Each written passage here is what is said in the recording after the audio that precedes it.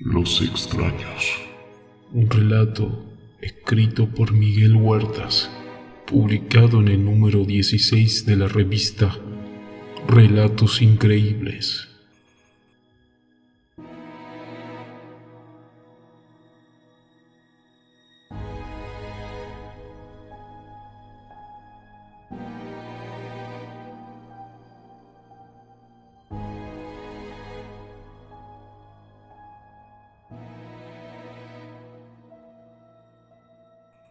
Esto no es por mí.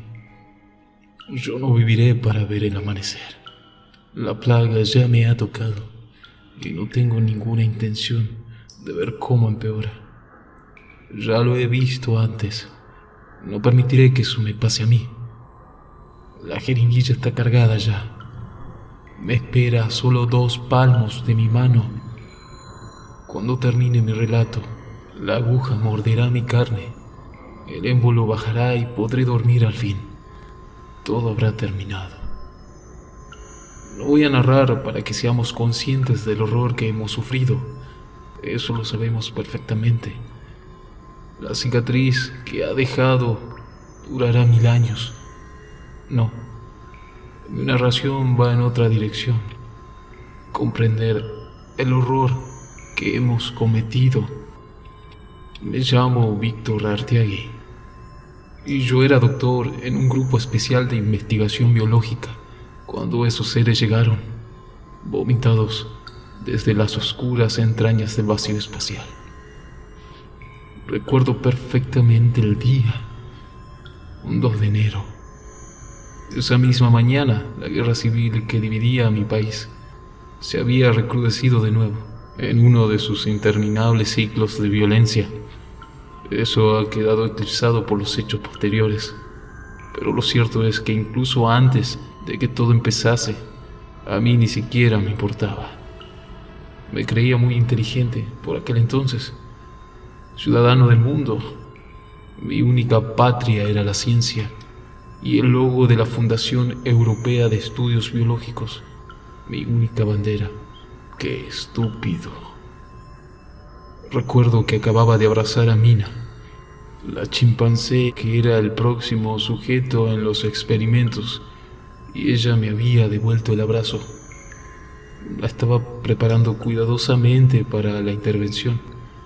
Era pequeña en mis brazos, casi como una niña peluda, y solía sonreír con una mueca que enseñaba los dientes, ajena al hecho de que yo planeaba usar radiación para provocarle un tumor maligno.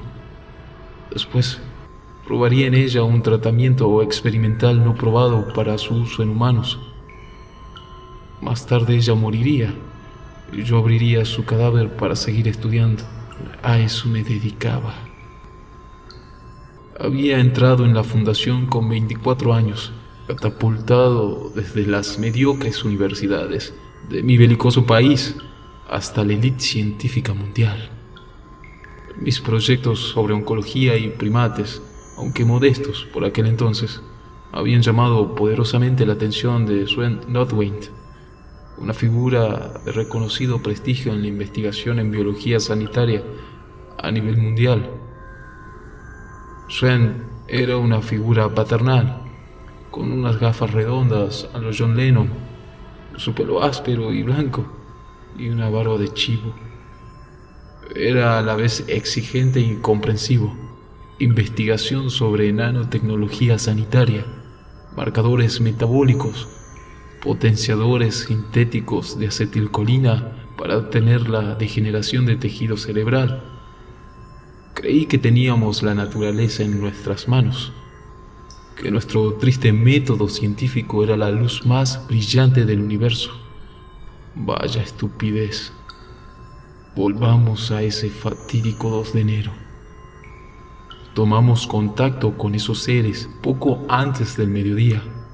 Después supimos que ya llevaban décadas observándonos desde la negrura, orbitando alrededor de Júpiter como uno más de sus satélites y desnudando nuestro mundo con sus sensores. Pero ese día decidieron dar un paso al frente, salir a la luz, romper nuestra arrogancia. La conmoción fue terrible.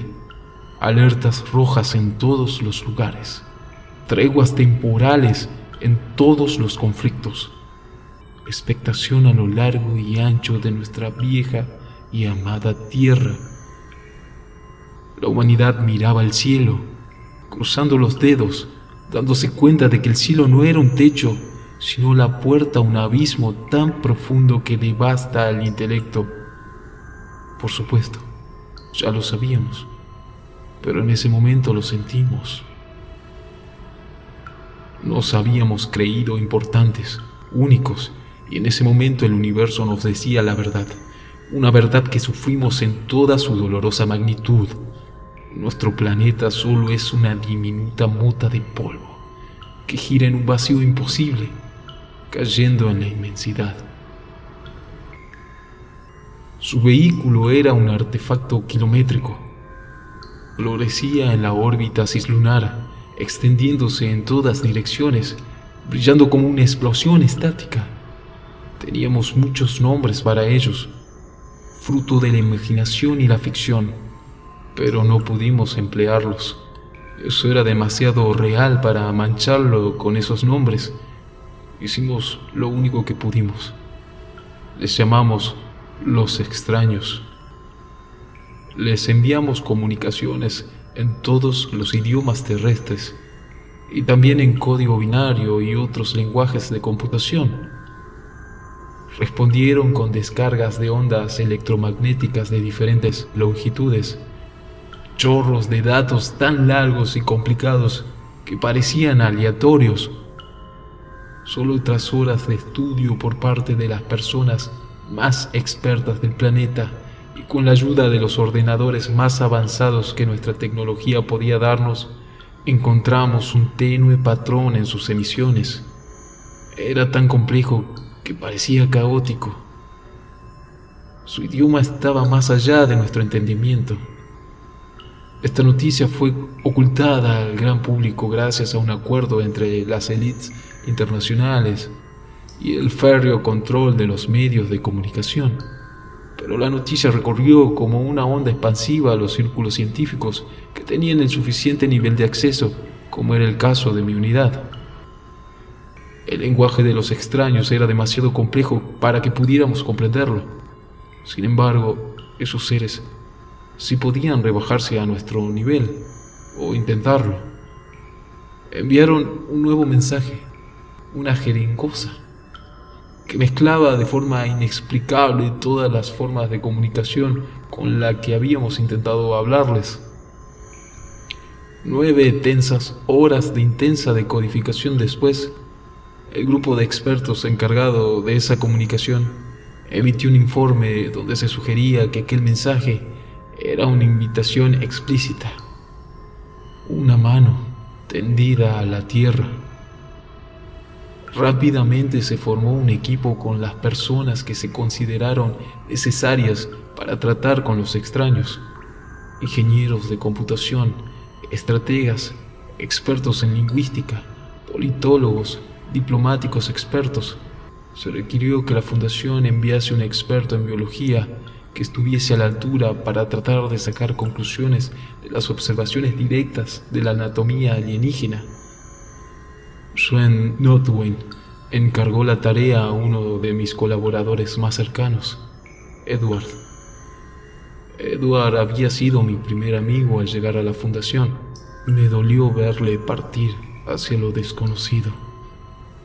Aquella nave que enviamos, lo más avanzado del desarrollo espacial de la Tierra, parecía ridícula y diminuta comparada con la monstruosidad refulgente que era la máquina de los extraños. Nuevamente carecíamos de nombre para ese horror tecnológico. Lo llamamos Bastión. El leviatán mecánico emitió un pseudópodo luminoso y engulló la pequeña nave, llena de lo mejor que podía ofrecer la especie humana. Las comunicaciones se interrumpieron. Todas las personas a bordo, incluidas especialistas, técnicos de la nave y personas de seguridad, tenían en su ropa diversos artilugios de grabación y emisión para mantener el contacto permanente con el centro de operaciones de Staffordshire. Todas las comunicaciones se apagaron como la llama de una vela en una tormenta cuando el equipo desapareció en las entrañas del bastión. Fueron largas horas de espera para todos y muy duras para mí. Pasé días sin dormir yendo y viniendo del centro de operaciones al apartamento provisional que había puesto a disposición de los especialistas de la fundación, mordiéndome las uñas hasta hacerme sangrar. Sabía que tenía que estar en perfectas condiciones para cuando mi conocimiento fuera requerido, pero no podía estar tranquilo. Traté de distraerme con un trabajo secundario, pero era incapaz de concentrarme. Mi mente volaba una y otra vez hacia la imagen del monstruo tecnológico de los extraños, devorando la nave espacial. Recuerdo que Mina me miraba inquieta, deformando su rostro arrugado en una sonrisa simiesca, mezcla de niña y anciana a la vez. El proyecto de investigación sobre oncología en primates había quedado suspendido indefinidamente. Fue agradable ver su rostro inocente, ajeno a todo cuanto estaba ocurriendo. Finalmente me administré un narcótico y caí en un sueño pesado y oscuro. Cuando desperté, aquella nave que habíamos enviado había vuelto. Los pilotos y técnicos aeroespaciales habían desaparecido. El vehículo simplemente había sido lanzado desde el mismo apéndice mecánico que se lo había tragado. Los instrumentos habían detectado un flujo magnético anómalo, pero los físicos eran incapaces de interpretar los datos. Nuestra nave estaba intacta, aunque ingeniería dijo que había sido desmontada pieza por pieza y vuelta a montar. Tampoco estaba vacía, no del todo. Edward era el único pasajero. Todos los demás se habían esfumado en el interior del bastión. Mi compañero, mi amigo, estaba en un coma profundo. Aunque mantenía las funciones fisiológicas básicas, era incapaz de responder a ningún estímulo. Tenía extrañas cicatrices violáceas que recorrían todo su cuerpo como surcos retorcidos en un campo mal arado. Murió a las 2 horas del aterrizaje. Swen y yo acudimos a la autopsia obedeciendo a un deber ético y a lo profesional. El interior del cuerpo de Edward estaba plagado de extraños tumores, esferas bulbosas que latían y crecían por doquier, fundida con sus órganos principales. También tenía acopladas a lo que quedaba de su caja torácica extrañas piezas mecánicas que zumbaban internamente. Sufrí un ataque de pánico que me dejó temblando y empapado en sudor frío durante varias horas. Cuando me recuperé, me informaron de que no habíamos sido capaces de averiguar ni el propósito ni la composición de esos artilugios. Por extraño que parezca, desde ese momento un raro entumecimiento emocional se apoderó de mí. El equipo de psicólogos del centro de operaciones fue muy claro en su evaluación: afectado pero funcional. Es decir, que podía seguir al pie del cañón en un tiempo indeterminado antes de romperme del todo. Lo acepté. Sven me necesitaba. Mi especie me necesitaba. Los instrumentos de grabación prendidos de las ropas de Edward seguían funcionando. Los diversos equipos analizamos sus datos de inmediato. Luego cada uno emitimos un informe sobre su área de especialización. Nuestro informe fue confuso y apenas aportó nada aparte de lo que se veía en el video. Los extraños tenían cierto parecido a los humanos, con el número correcto de cabezas, ojos y extremidades, pero al mismo tiempo eran fríos y distantes como la luz que nos llega de las estrellas. Eran horrendos y nauseabundos, altos, con apariencia de juncos flexibles, con el tórax estrecho como el de un perro. Su piel era blanquecina, gusanada y casi traslúcida, ya que dejaba entrever la sombra de extraños órganos que latían a ritmos diferentes. La cabeza era demasiado alargada y el orificio que podría hacer las veces de nariz y boca era casi inexistente, pero era todo ojos, glóbulos grandes, negros y húmedos. Extraños orificios se repartían por todo su cuerpo, alternándose con asquerosos probóscides cubiertos de mucosa que se agitaban como lombrices ciegas y emitían todo tipo de chasquidos y vibraciones. Las imágenes no mostraban ningún tipo de dimorfismo sexual ni diferenciación de género. Por lo que sabemos, el mismo concepto de género podría resultar extraño, y es probable que tampoco tengan sexos diferentes. Todo lo relativo a su reproducción sigue siendo un misterio a día de hoy. Si vimos otras especies a bordo de su nave, plagada de cavernosos vacíos, eran criaturas informes, masas de carne rojiza, con algún tipo de inteligencia rudimentaria que seguían a los extraños a todas partes. Era evidente que esas pulpas carnosas no eran sus iguales, sino sus subordinados. La idea de estar tratando con esclavistas estelares estuvo a punto de volverme loco. Trabajamos en un nuevo intento de comunicarnos con los extraños, pero fuimos demasiado lentos y ellos volvieron a actuar. Es difícil describir acontecimientos tan sabidos, pero creo que la única manera justa de decirlo es que ellos empezaron a cosechar gente. Simplemente se la llevaban, la aspiraban con esos gigantescos apéndices mecánicos. Militares acordaron una respuesta bélica punitiva. La mayoría de científicos se posicionó en contra. Nadie les escuchó. Cientos de misiles nucleares partieron hacia el cielo, lanzados desde silos repartidos por todo el planeta. Estados Unidos, el centro de Europa, las repúblicas de India, Sudáfrica, lo que la mayor parte del mundo temió durante la Guerra Fría, lo que analistas consideraban impensable debido a la destrucción mutuamente asegurada. Todo eso estaba pasando en aquel mismo momento. Recuerdo contemplar con lágrimas en los ojos las 1000 lanzas grises que dibujaban en el cielo las estelas de humo emitidas por las bombas nucleares a medida que ascendían. El poder del átomo, la punta de lanza del arsenal humano, dispuesto a borrar a esos extraños de nuestro cielo. Nada salió como los estrategas esperaban. Lo peor que imaginaba era que las criaturas interceptaran las ojivas con algún tipo de escudo antimisiles, porque no podían superar los esquemas mentales de la lógica humana. Los misiles llegaron y las explosiones nucleares iluminaron el cielo de más de 100 países al mismo tiempo, al menos durante una fracción de segundo. Su bastión simplemente emitió una descarga de radiación que interrumpió la reacción en cadena, la revirtió y volvió a unir los átomos partidos.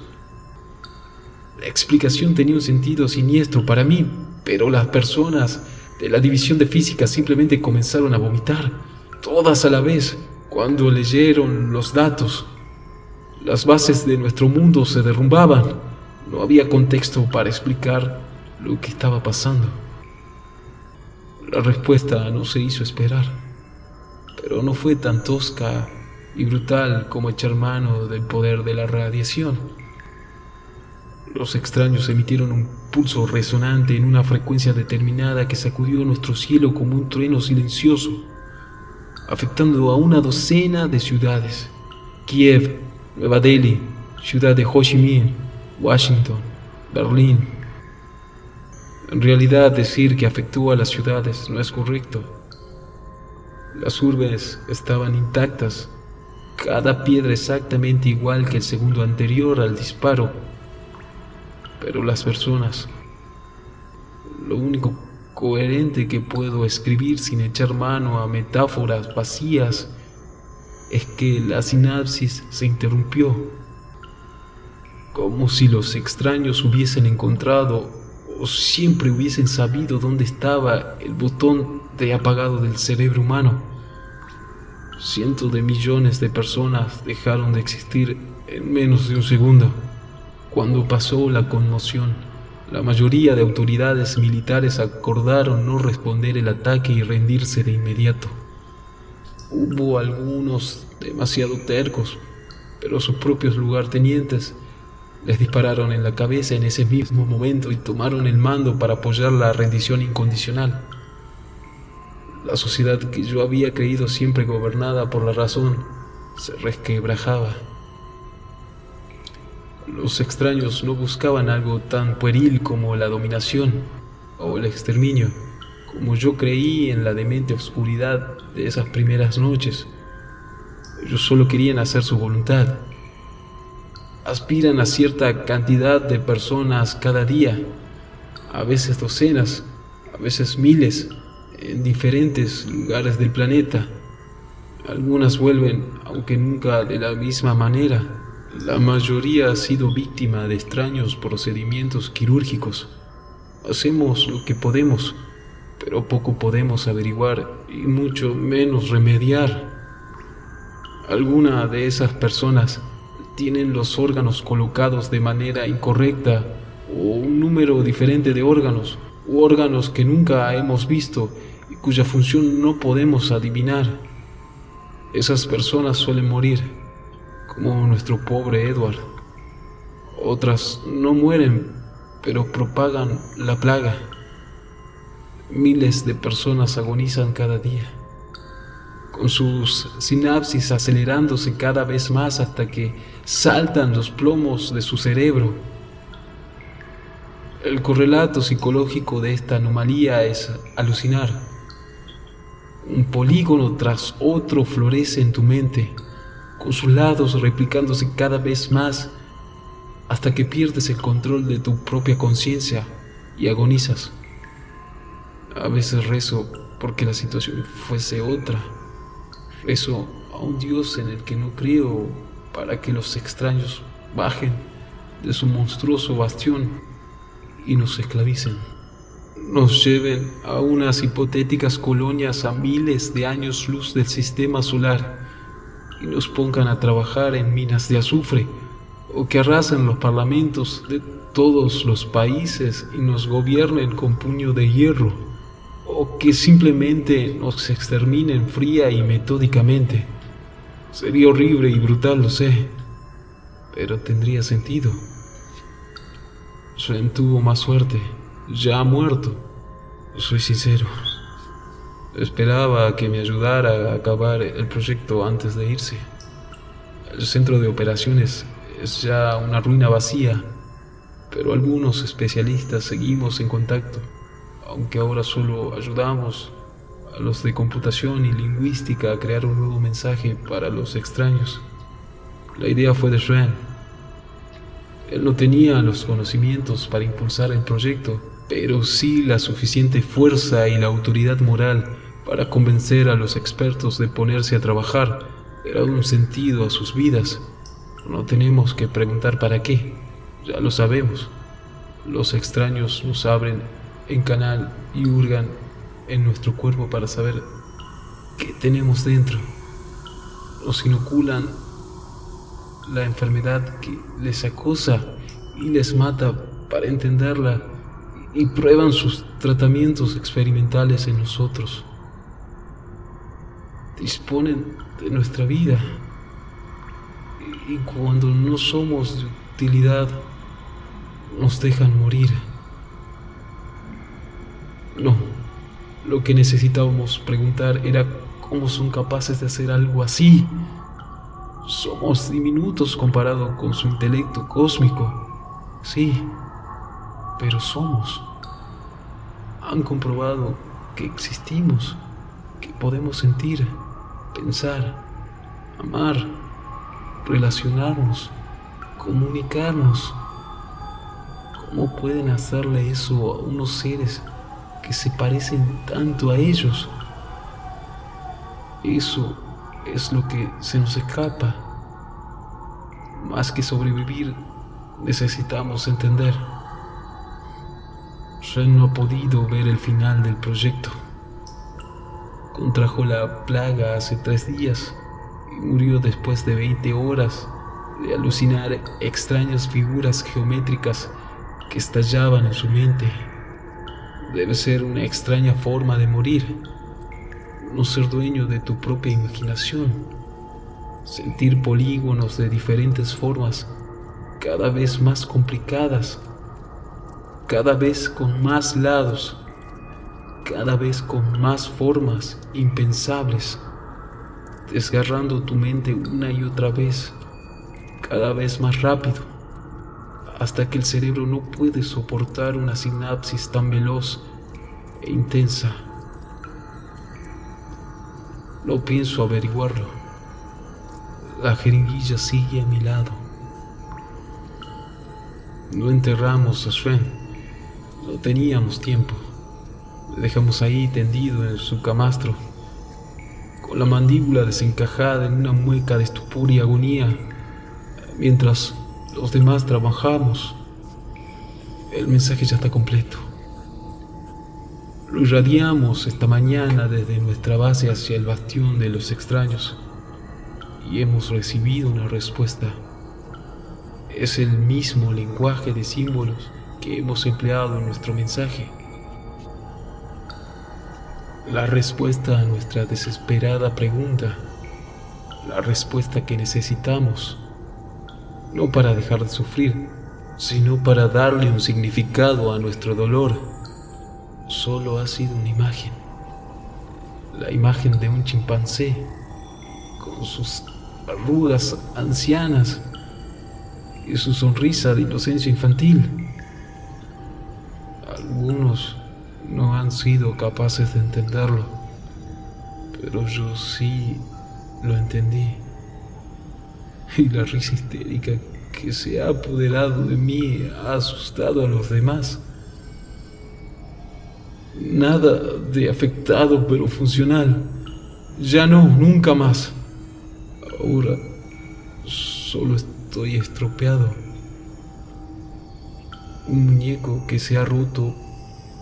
He ido a mi habitación, apenas consciente de lo que estaba haciendo.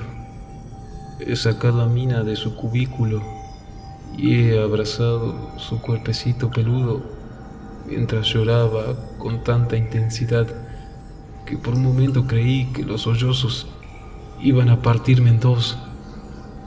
Ella se ha limitado a devolverme el abrazo, rodeándome el cuerpo con sus pequeños brazos, ignorante, inocente.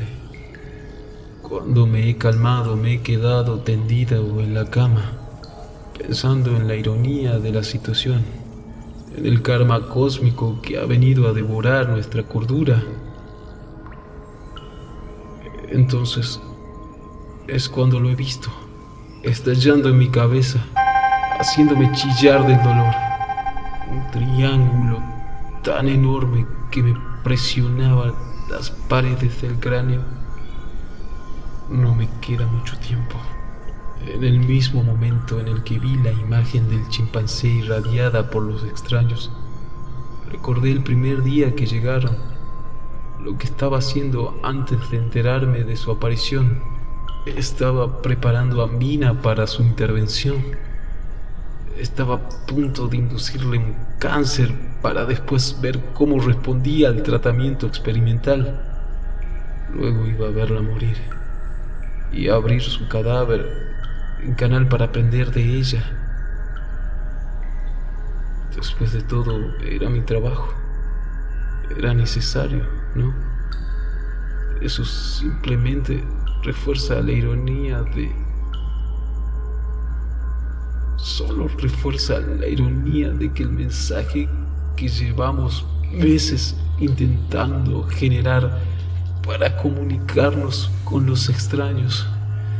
El mensaje que pregunta con desesperación cómo han sido capaces de hacer una cosa así, cuando la verdad es que llevamos años y nunca nos haya importado que, Dios, la jeringuilla, pronto los polígonos tendrán tantos lados y aparecerán tan deprisa que seré incapaz de ponerles nombres y entonces me romperé. No quiero morir así. 1000 pedazos de mente rota por formas geométricas imposibles. No puedo morir así, no. Solo la jeringuilla y ponérmela contra el brazo. Si dejo de temblar, pondré... Por favor.